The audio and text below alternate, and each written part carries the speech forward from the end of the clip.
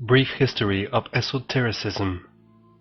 Throughout history, there have been those who reveal the mystery and keep the wisdom of the ages kindled. These beings are called initiates, hermeticists, occultists, seekers, adepts, chelas, etc. There are only a certain numbers of these essences that continue to recycle. The nature of the hermetic mind is like a stone skipping across the water of different times, but it is always the same stone. The few true essences responsible for hermetic tradition have tremendous capacities for incarnation and magical appearance. Their task is to reformulate the original doctrine according to the different ages and languages. The original doctrine that we speak of is the prehistoric knowledge, the original primal knowledge, revealed by God to Adam and Moses, among others. This original knowledge is handed down in a long elite chain of tradition, transmitted from age to age, from initiate to initiate. Hermes Trismegistus was a major link in this hermetic chain, as were Plotinus, Socrates, Zoroaster, Pythagoras, Apollonius, Paracelsus and Plato, and so forth. The knowledge was transmitted through symbols, ceremonies, initiations and rituals in order to preserve, for the world to come, the secrets of the forgotten worlds. Many symbols were purposely cryptic in order to preserve the knowledge from those who would profane it.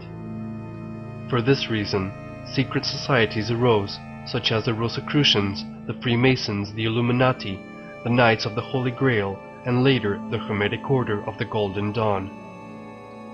The Freemasons are perhaps the most well-known occult or Hermetic society. Nearly every small town in the Anglo-Saxon society has erected a Masonic temple, many of which are now abandoned. The order of the Freemasons traces back to Solomon, renowned as a great and uniquely esoteric king, and also an accomplished magician possessed of many paranormal powers. From Solomon originated many types of symbols and symbolic structures passed down through the ages. The 18th century brought a definite quantum break in the Hermetic thinking, beginning with the Industrial Revolution. At this point, there was a peak in European society of Hermetic thought and symbolic systems in general. This came to a magnificent flowering in the 16th, 17th, and early 18th centuries, with the creation of the Hermetic Museum, a huge graphic compendium using popular print media to communicate symbols of the inner journey. Key personalities at this time included Francis Bacon, Robert Fludd, Jacob Boehme, and Emanuel Swedenborg.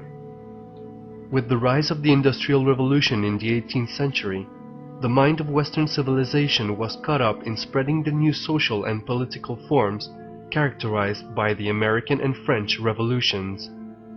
At this point, social democracies were developed, resulting in a decline of the aristocracy in general.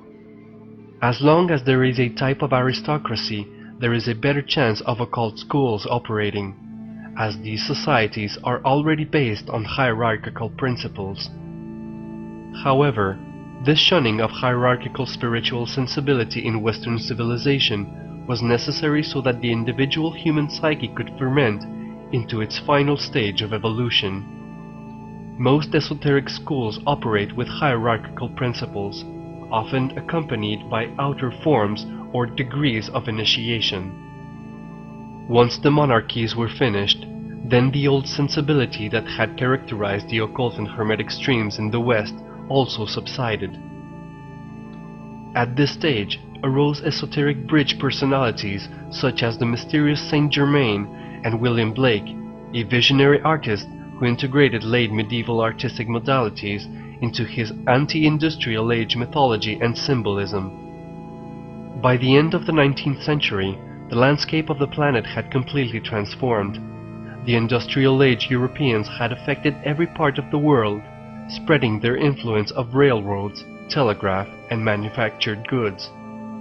At this time, the great Western magical tradition, which stretched back to the Renaissance, was scoffed at it by most educated Europeans. With changes in the economic system, coupled with Charles Darwin's findings, people began to lose faith in traditional religion, which also led to the perception of life as barren and devoid of meaning. It was no longer the world of cathedrals, temples, and mosques, but a world where commercialism reigned supreme.